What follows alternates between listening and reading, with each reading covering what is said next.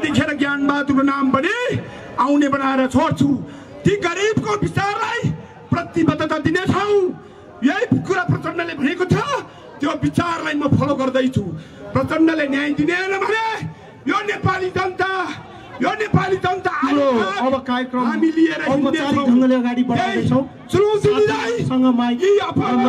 सरकारले हाम्रो कुलमानको सम्मानजनक फुलमालालाई स्वागत गरेर बिदाई दिन जरुरी छ। आजको आवश्यकताले त्यो मागिरहेको छन्। त्यसैले मेरो 2 शब्द कुलमान घिसिङलाई सम्मानजनक न्याय दिएर छोड्नुपर्छ। होइन भने जाली र तस्करको भण्डाफोर अग्नि लिएर आउनेछौँ।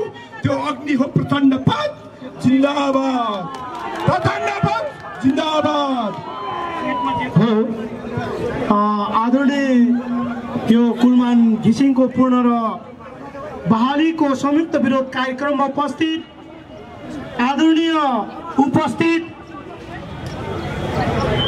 उज्यालो नेपालका पक्षधर आदरणीय आमाबुवा दाजुभाइ तथा दिदीबहिनीहरू, हामी यो माइती घर मण्डलाको यो प्राङ्गणमा उभिएर यो हातमा कुलमान घिसिङको फोटो, देशको शान कुलमान घिसिङ भन्ने हामीले प्रत्येकको हातमा र हामीले लोड सेडिङ चाहिएको होइन, यो देशमा अँध्यारो होइन, यो देशलाई उज्यालो चाहेको हो भन्ने प्लेकार्ड सहित आज हामी यहाँ फेरि उपस्थित भएका छौँ।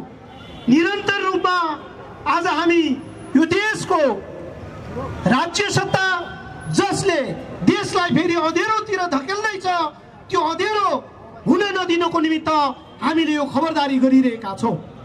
पक्कै पनि यो खबरदारी कुनै जाति विशेषको होइन, कुनै पार्टी विशेषको होइन, यो बृहत रूपमा समेत हाम्रो यो सङ्घर्ष समिति र सिङ्गो नेपाली जनता, सिङ्गो यो देशलाई उज्यालो बनाउने जनताको अगुवाईमा र यो सम्पूर्ण नागरिक समाजको अगुवाईमा हो।